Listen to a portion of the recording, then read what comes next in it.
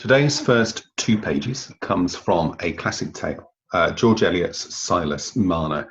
I haven't read the book, but I remember watching, I'm not sure there is a film or a TV adaptation of it, starring Ben Kingsley, I believe, many years ago, and loving it. It's a really, really beautiful story of a weaver who adopts a small girl and has an arc of redemption, whatever it is, as a result of his love for them. So I remember that much about it, and I remember thinking, oh, it's one of those films that just gets you. It was remade as a film called A Simple Twist of Fate, I think, with Steve Martin, but I haven't seen that particular film. And the way America or Hollywood generally deals things like this, probably just as well. Anyway, without further ado, here are the first two pages.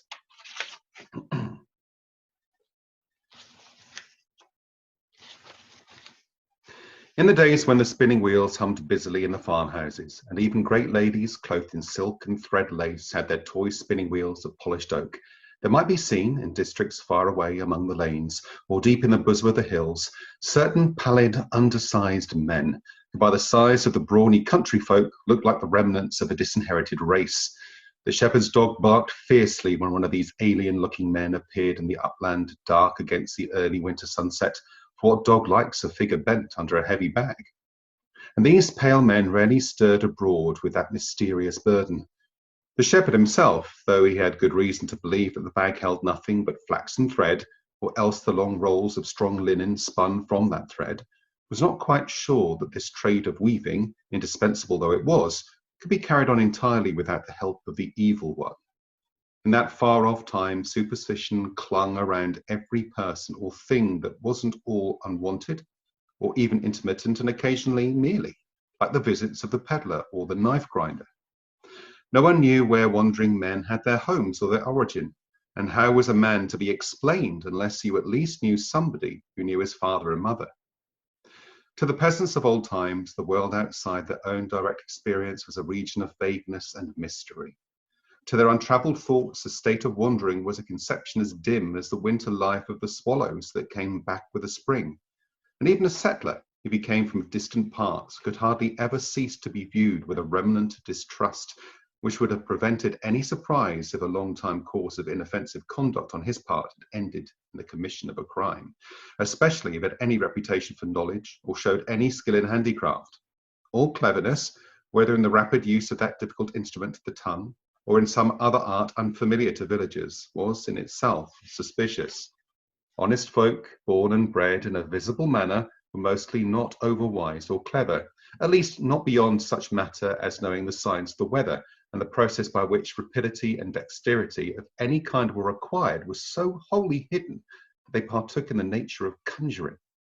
In this way it came to pass that those scattered linen weavers, emigrants from the town into the country, were to the last regarded as aliens by their rustic neighbours, and usually contracted the eccentric habits which belong to a state of loneliness.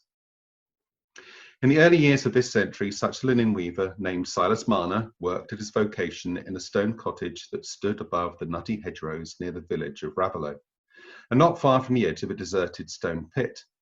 The questionable sound of Silas's loom, so unlike the natural, cheerful trotting of the winnowing machine or the simple rhythm of the flail, had a half-fearful fascination for the Raveloe boys, would often leave off their nutting or bird's nesting to peep in at the window of the stone cottage, counterbalancing a certain awe at the mysterious action of the loom by a pleasant sense of scornful superiority drawn from the mockery of its alternating noises, along with the bent treadmill attitude of the weaver.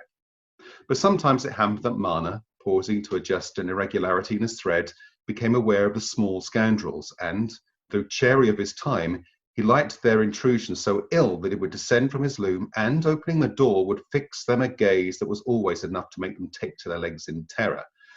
For how was it possible to believe that those large, brown, protuberant eyes in Silas Marner's pale face really saw nothing very distinctly that was not close to them? And not rather that their dreadful stare could start cramp or rickets or a wry mouth at any boy who happened to be in the rear. They had perhaps heard their fathers and mothers hint that Silas Marner could cure folks' rheumatism if he had a mind, and add still more darkly that if he could only speak the devil fair enough, he might save you the cost of the doctor. Such strange, lingering echoes in the old demon worship might perhaps even now be caught by the diligent listener among the grey-haired peasantry, for the rude mind with difficulty associates the idea of power and benignity, a shadowy concept of power that by much persuasion can be induced to refrain from inflicting harm, is the shape most easily taken by the sense of the invisible in the minds of men who have always been pressed close by primitive wants. There you go.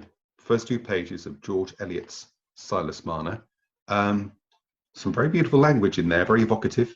It's not a big read. Apparently it's her shortest book, but one of her best beloved and best known. Certainly, if you ask me to name a George Eliot book, this is probably the only one I could name, shamefully enough. But beautiful. So that is the first 2 pages of George Eliot's Silas Marner. If you've liked this, give it a little thumbs up and share it with someone if they think they might like it. If you're on YouTube, you can hit that subscribe button to see more of these. I've been doing them as far as I can every single day until we're let out of this madness. But thank you very much for watching. Keep well, stay safe, and I'll see you next time. Bye-bye for now.